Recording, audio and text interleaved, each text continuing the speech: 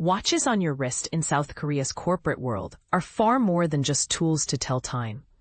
They're powerful symbols that quietly communicate your place within the company's social hierarchy, your understanding of workplace expectations, and even your consumer tastes. But here's where it gets controversial. Wearing the wrong watch can unintentionally send the wrong message, potentially affecting how colleagues and superiors perceive you. This article dives into the fascinating history behind watches in Korea and unpacks the unwritten rules that govern how they're interpreted in professional settings and beyond. A quick look back. How watches found their way into Korean culture. Watches first made their entrance into Korea in the late 1800s, arriving as Western goods through newly opened ports.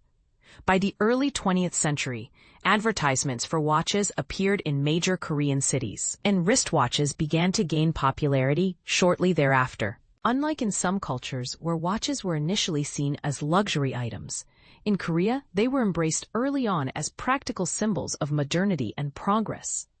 The Korean watch industry itself took shape in 1959. Primarily focusing on assembling mechanical wristwatches from imported parts. Then, around 1977, domestic manufacturers pivoted toward quartz technology, which was becoming the global standard for accuracy and affordability. By the late 1980s, Korea was producing tens of millions of watches annually, many destined for export markets.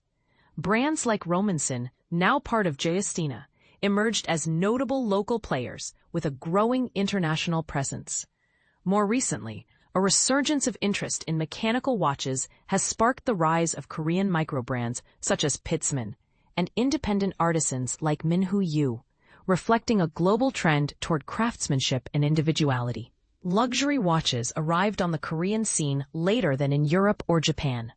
During Korea's rapid industrialization from the 1960s through the 1980s, Swiss and Japanese watches became more accessible, but high-end Swiss timepieces remained largely the domain of the elite.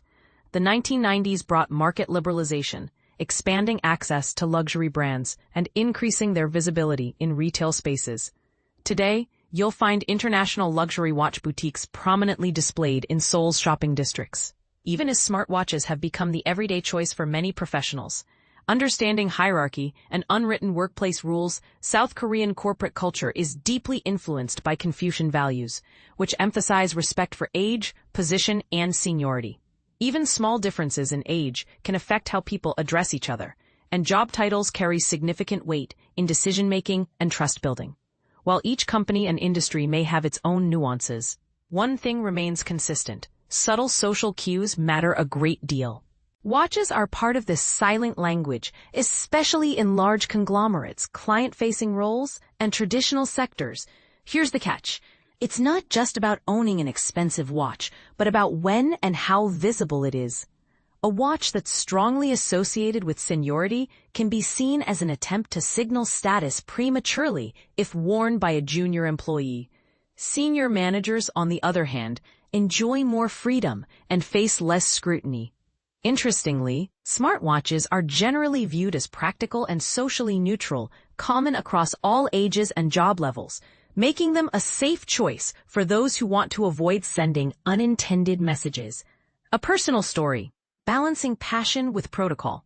Let me share my own experience working in a Korean company, which illustrates these dynamics well. During my first 3 weeks, I wore a modest steel sports watch.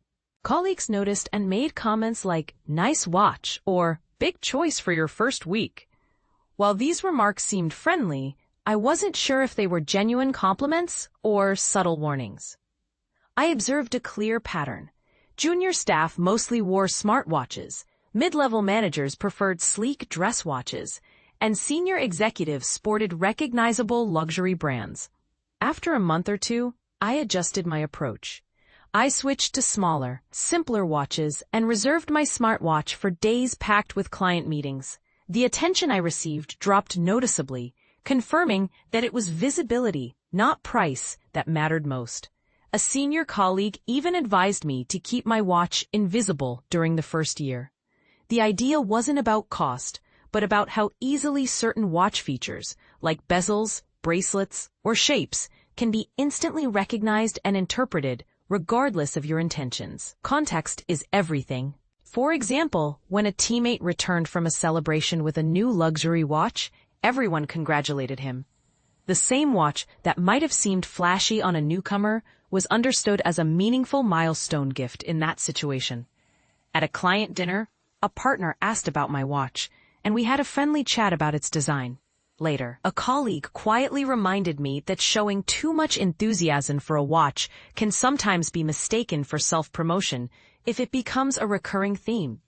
Watches as milestones and market trends. In Korea, watches are often tied to significant life events, graduations, promotions, weddings, more so than to collecting as a hobby, because these timepieces are worn in both family and professional settings. It's important that they're easily recognizable to non-watch enthusiasts. This drives demand toward well-known brands.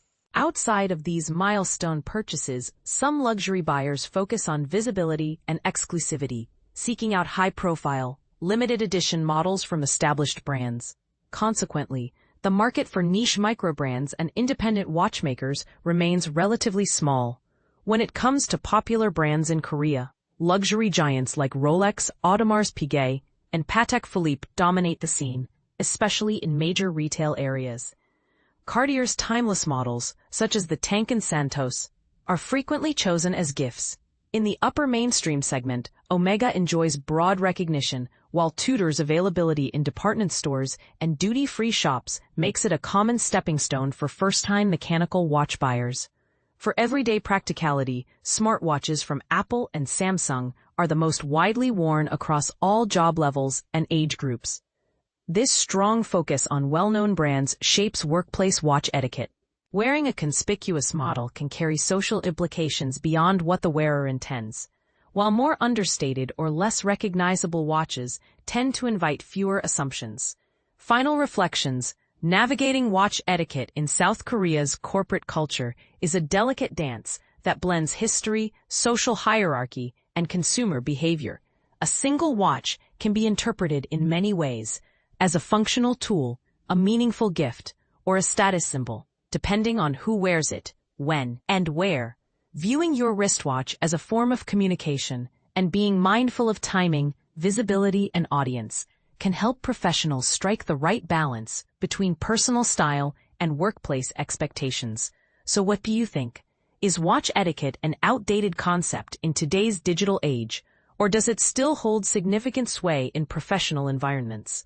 Have you ever experienced or witnessed misunderstandings caused by watch choices? Share your thoughts and stories in the comments below. Let's get the conversation ticking.